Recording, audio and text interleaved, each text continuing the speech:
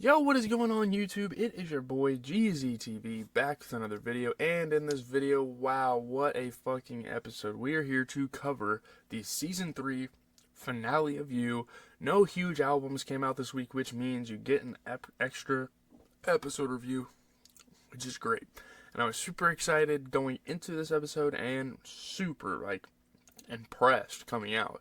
I think this is the best we've seen them do for a finale. I think they did awesome. So we're just going to kind of get into a discussion. I have my phone pulled up for my notes because my computer is saying I don't have a subscription to Vulture, and I'm just going to use my phone to look at it. So shout out to Vulture for kind of helping me get some thinking. Yeah, let's go. So Joe says Shirley Jackson wrote that suburbia is where people go to come apart. I say, Joe's from Brooklyn, and he was just fucked up there as fucked up there as he was in Madre Linda. I don't really understand what the difference was there. We are treated to yet another flashback, just in case you were still wondering. Did something perhaps happen during Joe's tender childhood to make him this way? Obviously, we know that he killed his father, but Nurse Fiona moved to Ohio, which is presumably the human equivalent of we sent the dog to a farm. And Joe hates himself for not killing her shitty boyfriend. And the only good part of this flashback is that when Joe says his mom hated him for shooting and killing her abuser, his friend suggests that Joe actually has no clue how his mom feels. You're making it up. See, this is the kind of audience surrogate shit that kind of fucking happens in this show, and I've been kind of thinking about as I watch this. But let's do what I wish this show would have done and stay in the moment. Joe stashes his bloody shirt under the trash can of diapers. While Joe fantasizes about his escape with Marienne, Love declares, I think it's time for us to try for another baby, which is so fucking funny, because it's literally at the same exact time Joe is thinking about Marienne, and then she comes up and pretty much declares a future for their relationship. And Joe swears that he wants nothing more in this world. Can she tell he's lying? I mean, at this point in the episode, I would say not yet, but obviously later on, crazy shit happens, things goes down, and it is pretty fucking wild, so yeah. So, doesn't Joe realize that leaving town with Marianne right now would make her the prime suspect in Ryan's murder? I don't think anyone realizes this. Marianne eventually raises this concern via the cops who want to interview her, but I'm surprised it didn't occur to Joe, given all the time he spends committing and then covering up his crimes. Wouldn't he have thought of that? So when Marianne calls Joe to say Ryan is dead, she immediately understands that this will blow back on her. Joe's take? Let's focus on the positive. Because this aspect of the show is designed specifically to torture the audience. Of course Marianne is like, I'm glad he's dead. Remember, whenever Joe does a bad thing for Marianne, even when it's something she told or would have told him not to do, it is deep down something she wishes for because women don't know what they want. Only Joe can see to her truest desires and realize them on her behalf. It's like, what the fuck? This show kind of annoys me sometimes with some of the inconsistencies in these relationships, but I digress. So Joe tells Marianne that he and Love are separating. Marianne invites him and Henry to get out of town with her and Juliet while the Ryan drama dies down. Not suspicious at fucking all. What are we doing here? Joe, ecstatic, says he has to tie up a few loose ends, and then he looks down at the tarp hiding Theo's body and sees it twitch with life. This was pretty crazy when Theo came back to life. So can Joe kill Theo now that he just pinky swore never to do a bad thing ever again? He decides that he must save the teen who loved and fucked his wife. Joe tells Theo that Love fooled everyone, then gets him to a hospital. And just being a good person, trying to make amends, trying to finally, change as a person for once. It's cool. So, meanwhile, we still have the two lovers in the cage. You have Sherry and Carrie. They're understandably getting a bit heated over the thing where Carrie accidentally shot Sherry in the ear, which is what we ended the last episode on, I believe. Carrie goes, I am a feminist, and pushes back on the idea that he shot his wife. I grazed you. So Sherry picks up the gun and just outright fucking shoots him. She doesn't know how to aim a gun, so she just nails him in the leg. Not a graze, yeah, a full-on shot. This bullet fully pierced his fucking leg. This whole sequence is fucking incredible. Obviously, you gotta hope she didn't hit a major artery, but yeah, this shit was funny. This was great. Some of the best moments you see out of these characters in the series, them in the cage. So back at home, Love is scrolling through baby names with her lipstick on and her hair done.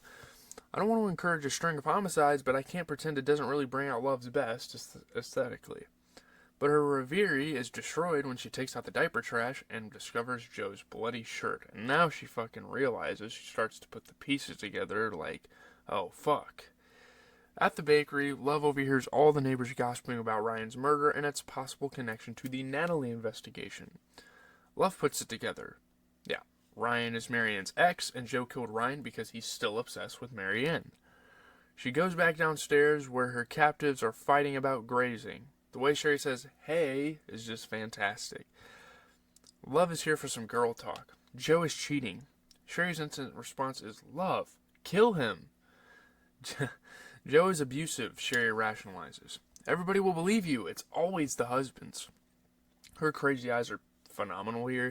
She thinks she's nailed it, but Love walks right up to the glass and accuses Sherry of being a fucking monster, which is kind of ridiculous, but whatever. Kind of hypocritical. That's what I fucking wanted. God damn it. So, having done the mitzvah of dumping Theo at a loading dock, Joe goes to Dante's to pick up Henry so he can start his happily ever after with Marienne, because that's who he wants to take with him. Obviously, he doesn't want to leave him with Love, because Love has murderous intent. She just does shit for fun damn near every time. But, except Dante reports that Love picked Henry up hours ago, and at this point you're like, oh fucking shit, this is not good.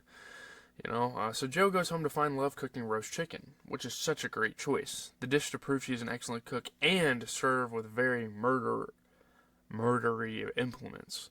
She's ready to have a little chat. Joe knows she knows, so the wonderfully tense question becomes, how does Love plan to kill Joe? And we know that these two are going to be at each other's necks for the rest of the episode. It's just so fucking intense. You can feel it in the air. This is some of the best performances we have seen out of this entire series. I love this episode, guys. Love cannot believe, though, that Joe was off killing for some other woman while Love thinks she killed a teenager for him.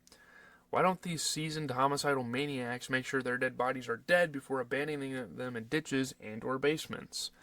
Joe doesn't tell her that Theo is alive. Instead, he brings up James, the ex, and what Love did to him, murder. He says, gently as possible, that he wants a divorce. You kind of think to yourself, okay, but who gets the human aquarium and custody of the humans inside it? Henry starts to cry, so Love leaves to take care of him, and while she's away, Joe grabs the knife and holds it under the table, and my fucking goodness, this is some of the most brilliant shit I have seen a TV show do. This is some damn Breaking Bad stuff. You really feel the magnitude of the situation here. So, Love returns to tell Joe that she took care of James while he was sick when he didn't want her anymore. But she didn't mean to kill him. She dosed him with this paralytic, because she just wanted to talk, but overdid it. And this is a crazy revelation, learning that Love has, this access to paralytics and is able to, hit anyone with them that she wants. That's fucking psycho. She's, beyond a homicidal murderer, But Joe doesn't have to worry because now she's letting it absorb through the skin. Because it was on the handle of the fucking knife. I'm telling you, this is awesome. I mean, I don't know. This is crazy. No one will ever love you like I do, Joe, she says as he falls to the floor. Something to think about while you're lying there. This show is so much more fun when Joe isn't the craziest person in it. Ever since Love got involved, this show has been so fucking entertaining. I've loved every second of it. My God, we need more of, Joe being in a vulnerable spot, So Love is, in my opinion, a little too confident about her dosing skills. After texting Marienne from Joe's phone telling her to come over ASAP, she leaves Joe alone with a giant knife and his phone. I can't believe she didn't take his phone. What the fuck? Matthew still can't reach Theo, but he sees Love drive away from the Quinn Goldberg house and decides to pop over. They left a door unlocked, which I guess is the luxury of knowing the most dangerous people in the neighborhood already live with you. I don't know. Matthew finds Joe and, through some tortured obliquing-esque communication, learns that Theo is at the hospital. Because Matthew knows he's dealing with multiple scumbags, he leaves Joe there to be tortured or killed by Love, or to torture and kill her in return, or whatever. He doesn't want to be an accomplice. He doesn't want to be a witness. He doesn't want to be connected to these events. I love everything that's going on with Carrie and Sherry in the cage, too. He keeps pawing around at the edges because the weak spot will reveal itself. Sherry makes him stop, and they have a great conversation about how much they've always loved each other, even their pre-optimized selves. Sherry spots the keyhole in the door handle and realizes, finally, there must be a key hidden inside. It's crazy, right? Carrie was right. There is a weak spot. Sherry concludes that the weak spot is Joe and Love's relationship. They don't trust each other. So they realize there has to be a fucking key in here because they're both kind of maniacal and they can't trust each other. So Love returns home to find Joe still on the floor. Again, if I were her, I would not be so cavalier about the placement of his body or his inability to regain movement. Marienne arrives and Love tells her that the text from Joe was in fact Love, the wife to whom Joe's announcement of an imminent separation is breaking news. Though Love has that spiky thing, look, I'm not a chef, in the back of her jeans, Marienne has no clue how close she is to be a casualty of the Quinn Goldberg's failed marriage. Love outs Joe as Ryan's killer, and the horror starts seeping in. Then Juliet knocks because she has to pee, and Love says, sure, use my bathroom. And you're kind of thinking, Marienne, you dum-dum, why would you bring your daughter into this house just to pee? Go pee in the yard or your pants. Who gives a shit? Like, look at this fucking situation we're in right now. Like, seriously? But upon seeing this daughter, Love kind of wilts a little bit, kind of has a soft spot, but tells Marienne to disappear. Ryan is just the beginning of what Joe's willing to do. Marienne encourages Love to do the same, to listen to the little voice in her head telling her that she deserves better. That is your partner. As someone who's been hard on Marienne for being a boring plot device where a person should be, I will say, that is excellent advice. That was great for Marienne, and that was a great way to move the story forward. So, Marienne and her daughter leave, and Love has a new vision, single motherhood. But just when Love goes to kill Joe in her favorite manner, throat slitting, Joe springs to life and injects her with some heart-slowing shit she was growing in their garden this whole time. Very into the idea of literal suburbia being the cause of at least one death this season. You know, that's kind of crazy. Like, Wolf's Bane's obviously very fucking dangerous. Like, you inject it in someone, it's literally poison, fucking kills them.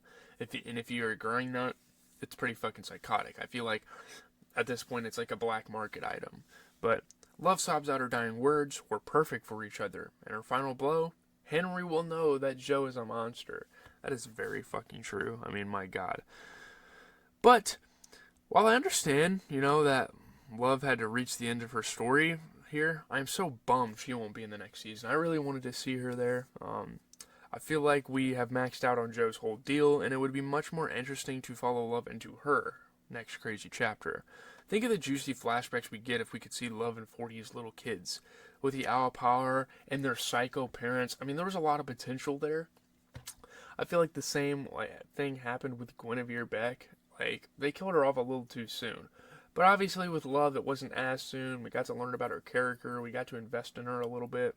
All that stuff. But now Joe has a problem. Supposedly he did everything he did for his son, whom he has now left motherless. So Joe decides to take Henry into Dante's care. Godspeed, Henry. Godspeed. So Joe writes a fake suicide note from Love that he sends out to the Madre Linda HOA listserv. In the letter, Joe as Love rips apart this neighborhood and pins everything on Love.